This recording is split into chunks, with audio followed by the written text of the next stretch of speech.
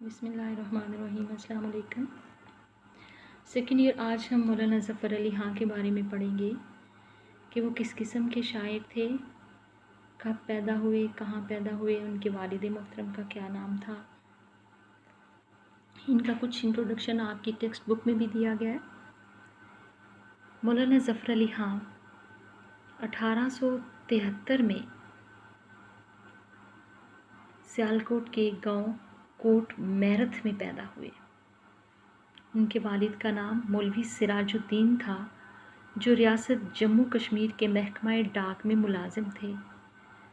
मौलाना ज़फ़र अली ख़ान ने इब्तदाई तालीम वज़ीराबाद के हाई स्कूल से हासिल की, मैट्रिक पटियाला से, और मैट्रिक के बाद वो अलीगढ़ चले गए, जहाँ से उन्होंने बीए का इम्तहान पास किया।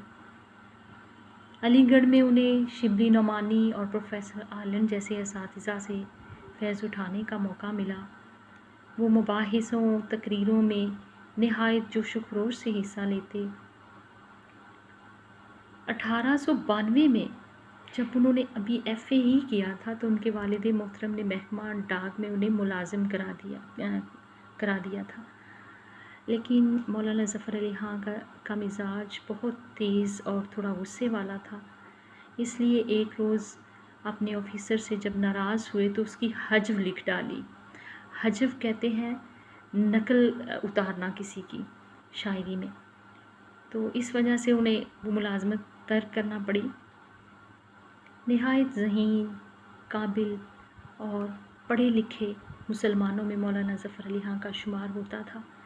इसके बाद उन्होंने फ़ौज में मुलाजमत अख्तियार कर ली और साथ में तर्जुमे का काम भी शुरू किया, जिसके लिए उन्हें 500 रुपये की तनख्वाह मिलती थी।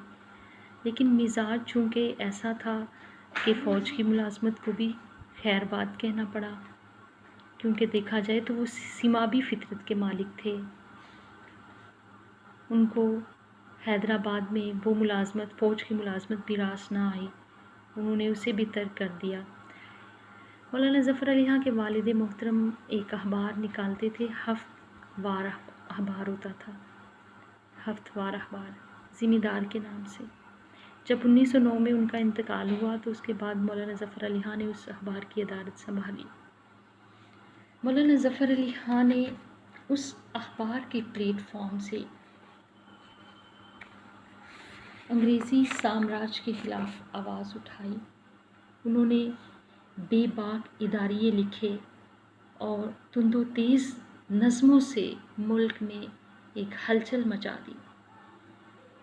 ज़िम्मेदार अखबार को जब हम देखते हैं तो उसने भी उर्दू सहाफ़त में एक नई रिवायत और संगे मील की हैसियत अख्तियार की। मौलाना ज़फ़र अली ख़ान का दिल मुल्क व मिल्लत की आज़ादी के लिए तड़पता था।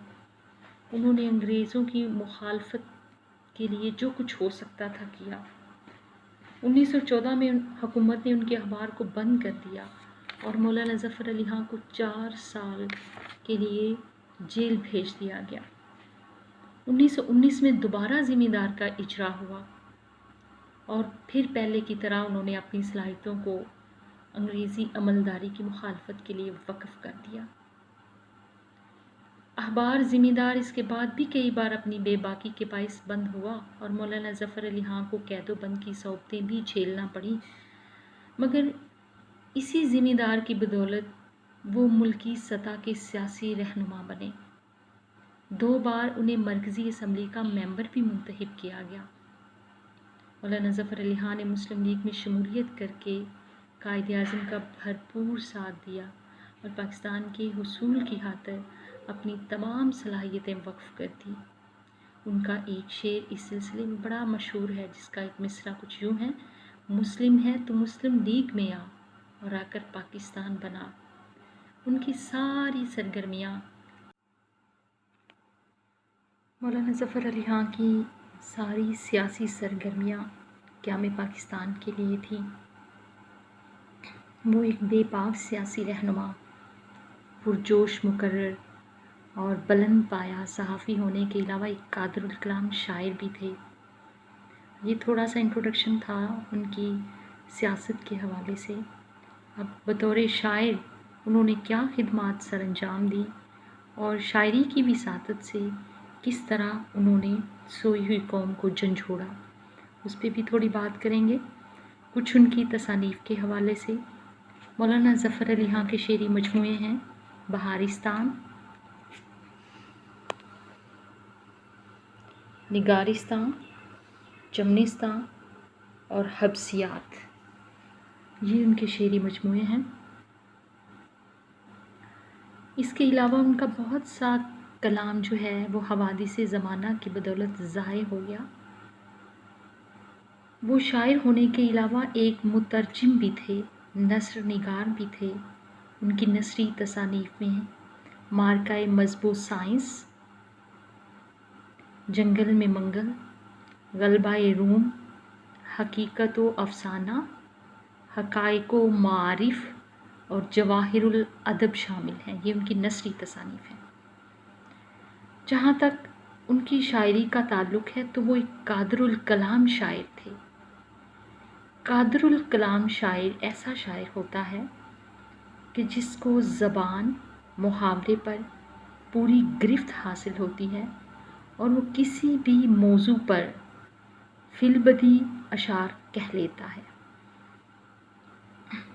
مولانا ظفر علی خاں کی شاعری میں ہمیں عربی، فارسی الفاظ اور تراکیب بہت زیادہ نظر آتے ہیں۔ ان کے ہاں جتنا تنوع ہے شاید ہی کسی اور شاعر کے ہاں ہو۔ وہ قافیوں کے بادشاہ تھے۔ زبان پر بے پناہ قدرت کے باعث اہل زباں انہیں ادیب اور نقاد بھی ان کی زباندانی اور قادر الکلامی کا لوحہ مانتے تھے۔ پھر یہ ہے کہ ان کی شاعری میں جو ایک خوبی ہے وہ ہے بلند آہنگی۔ بلند آہنگی کیا ہے؟ یعنی وہ ایک بے خوف سیاسی رہنما تو تھے ہی، اوپر سے آتش بیاں مقرر بھی تھے۔ ان کی شخصیت نہایت پرجوش تھی۔ یہی چیز ان کی شاعری میں ہمیں نظر آتی ہے۔ جہاں وہ ایک شعلہ نوا خطیب تھے، وہاں وہ شاعری کے اندر بھی ان کا وہ آہنگ نظر آتا ہے۔ وہ جذبہ و احساس کی پیدا کردہ کشمکش ذات کے شاعر نہیں بلکہ الفاظ کی قوم کے شاعر تھے۔ ان کے الفاظ باوقار اور باروب ہوتے ہیں۔ پرشکوہ الفاظ ان کے پرجوش لہجے اور ولولہ خیز اسلوب میں ڈھل کر ایسے اشعار کی صورت میں سامنے آتے ہیں کہ چاہے وہ حمد لکھیں، نعت لکھیں یا مخالفوں کی حجو لکھیں، انگریزی حکومت پر تنقید کریں یا حریت کی جد و جہد کے لیے آواز بلند کریں، ان کا ہر کلام ایک نعرہ مستانہ معلوم ہوتا ہے جو دل اور روح کو گرماتا ہے۔ پھر یہ ہے کہ ان کے ہاں جو ہمیں موضوعات نظر آتے ہیں وہ ہنگامی موضوعات ہیں۔ ان کی بیشتر نظمیں سیاسی موضوعات پر لکھی گئیں کیونکہ انہوں نے خود بھی سیاست اور جد و جہد آزادی میں بھرپور حصہ لیا تھا۔ ان کی شاعری میں سائمن کمیشن کا مقاطع، شہید گنج، تحریک پاکستان کے مختلف مراحل ان کی تفصیل ملتی ہے۔ ہنگامی سیاسی شاعری اگرچہ وقت گزرنے کے ساتھ ساتھ اپنی اہمیت کھو بیٹھتی ہے، مگر مولانا ظفر علی خاں کی سیاسی شاعری اس لحاظ سے مستقل قدر و قیمت کی حامل ہے۔ ان کے ہاں جو نظمیں ہیں وہ سیاسی و ہنگامی حالات کی پیداوار ہونے کے باوجود فکر و تخیل کی رفت، بندش کی چستی، محاورات کی پابندی، دلکش الفاظ اور تراکیب کی تراش خراش، ردیفوں اور قافیوں کی رنگا رنگی کے باعث اردو ادب کا قیمتی سرمایہ ہے۔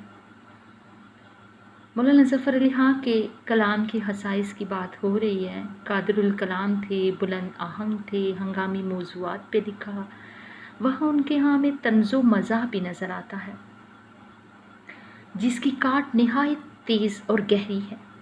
ان کی طنزیات کی حدود اتنی وسیع ہیں کہ مختلف افراد، جماعتیں، ادارے، تحریکیں بھی اس کی لپیٹ میں آ کر طنز کا نشانہ بنتے رہے۔ ہندوستان کا بڑے سے بڑا لیڈر بھی ان کے طنز کی تیروں سے نہ بچ سکا۔ बाज़ औक़ात उनके जज्बात में इतनी शिद्दत आ जाती है कि वो फ़िक्रा बाज़ी और फब्ती पर उतर आते हैं, मगर वो किसी को ज़ाती वजूद की बिना पर तंज का निशाना नहीं बनाते। है इस अकीदे पे हिंद कायम कि राम भी है रहीम भी है, इधर अलिफ लाम मीम है तो उधर वाओ मीम भी है।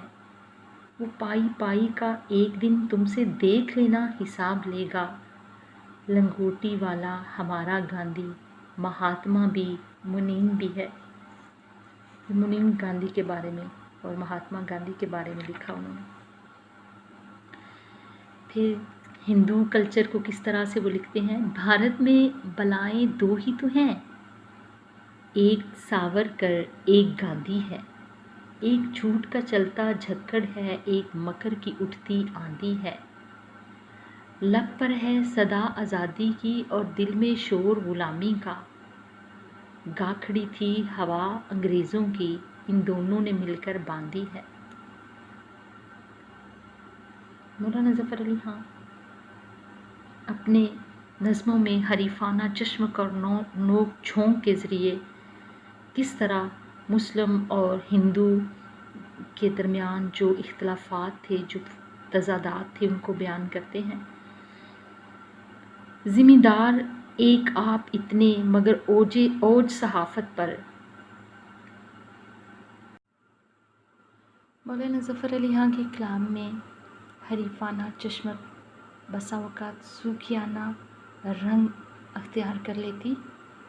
उस दौर में एक हिंदू अखबार के एडिटर लाला नानक चंद नाज ने एक नज़्म लिखी जो बहुत दिल आज़ार नज़्म थी, दिल को तकलीफ़ देने वाली थी, जिसमें मुसलमानों को ये मशवरा दिया गया कि वो हिंदुस्तान से निकलकर अरब चले जाएं और वहाँ की रेत फांकें, जिसकी मिसाल एक शेर की सूरत में आपको देती हूँ। अरब में जाके भरे पेट अपना रेत से ही दिया संदेशा ये एक ऊँट की टल्ली ने उसे। अब इसके जवाब में मौलाना ज़फ़र अली खां ने क्या लिखा, वो लिखते हैं, घंटी को जो टल्ली कहे हो क्यों ना जटली, है दिल्ली और लाहौर में इस बात पे टंटा, टल्ली को जब नाज टली नज़्म में बांधे, फिर क्यों ना बजाए वो महादेव का घंटा। इसी ज़मन में वो उस दौर के जो तहज़ीब नौ के हवाले से लिखते हैं, तहज़ीब नौ के मुँह पर वो थप्पड़ रसीद कर जो इस हरामज़ादी का हुलिया बगाड़ दे। हमें मौलाना ज़फ़र अली खां की कलाम के अंदर, उनकी शायरी के अंदर संगलाह ज़मीनें नज़र आती हैं।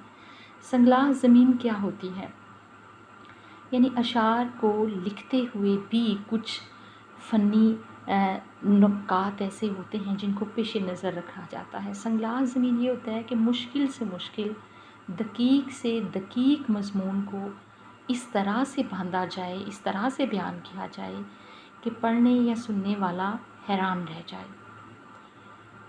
उन्होंने कैसे लिखा, उनका शेर ये देखें, तू गज़ल खानी पे आ जाए तो है खाजुए वक्त, खाजुए वक्त यानी वक्त का सरदार, जुल्फ़े अंबर बार से कुशदम बखेर अजदर निकाल, नए काफ़िए बांधे मुश्किल तरीन और संगलाह ज़मीनों में शेर कहना उनके लिए एक मामूली बात थी, क्योंकि वो एक कादरुल कलाम शायर थे और फिल बदी अशार कह लेते थे। उनकी कादरुल कलामी को उस दौर के नामवर शोरा जो थे मानते थे। सियासी इख्तिलाफ की बिना पर उन्होंने मजलिसे अहरार के हवाले से अक्सर अशार कहे, क्या कहूँ तुझसे क्या हैं ये अहरार, कोई लुच्चा है कोई है लक्का। तो इस तरह से अकबर इलाहाबादी का एक रंग जो है वो भी हमें इनके यहाँ नज़र आता है, अगर उनके फिल बदी अशार के हवाले से बात की जाए, क्योंकि कहते हैं कि वो घंटे या 2 घंटे के अंदर किसी भी लंबी से लंबी नज़्म को बआसानी लिख लिया करते थे। जब से हम में ऑनरेबल और सर पैदा हुए, सोए फितने जाग उठे और शर पैदा हुए।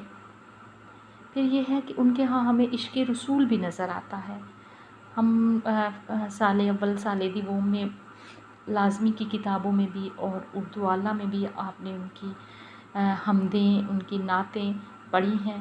حمد میں بھی ابھی جو ہم نے پچھلے لیکچر میں حمد کے اشعار پڑھے، اس سے نظر آتا ہے کہ کس طرح ان کے ہاں ہمیں جو ہے وہ عشق رسول بھی ہے اور اللہ تعالیٰ کے ساتھ ان کی محبت، عقیدت وہ بھی نظر آتی ہے۔ اگر نعت کے حوالے سے بات کی جائے تو وہ بھی ان کے نعتیہ اشعار دیکھ لیں، دل جس سے زندہ ہے وہ تمنا تم ہی تو ہو، ہم جس میں بس رہے ہیں وہ دنیا تم ہی تو ہو، یا آپ نے گائے ہوئے بھی سنی ہوگی، یہ بھی مولانا ظفر علی خان نے لکھی، وہ شمع اجالا جس نے کیا 40 برس تک غاروں میں، ایک روز چمکنے والی تھی سب دنیا کے بازاروں میں۔ یہ سب جو ہیں وہ میں اس کو کعبہ و بت خانے میں کیوں ڈھونڈنے نکلوں، میرے ٹوٹے ہوئے دل ہی کے اندر ہے مقام اس کا۔ حمد و نعت کے میدان میں تو خیر ان کا جو فن ہے اور جو جذبہ ہے وہ ہمیں پاکیزہ اور کامل نظر آتا ہے۔ پھر مولانا ظفر علی خان کے کلام میں منظر نگاری بہت خوبصورت انداز میں ہمیں دکھائی دیتی ہے۔ انہوں نے مناظر اور سراپا وغیرہ جو ہیں ان پہ جو نظمیں لکھی ہیں وہ ان کی قدرت گویائی کا منہ بولتا ثبوت ہے۔ مناظر قدرت اور فطری جذبات کی عکاسی کرنے میں وہ حد درجہ مہارت رکھتے تھے۔ جیسے ان کے یہ اشعار، آئی ہے دبے پاؤں صبا اس کو جگانے، انگڑائیاں لیتے ہوئے سبزے کی ادا دیکھ، سورج کا پتہ پوچھتی پھرتی ہے خدائی، بادل کو اس انداز سے گردوں پہ گھرا دیکھ۔ تو مولانا ظفر علی خان کے بارے میں آج ہم نے بات کی کہ وہ کس قدر ایک نامور شاعر تھے، قادر الکلام شاعر تھے، اور ان کی شاعری کے اندر کیا کیا خصوصیات پائی جاتی ہیں۔ عام طور پہ یہ سوال جو ہے وہ 10 نمبر کا آپ کے سلیبس میں شامل ہوتا ہے۔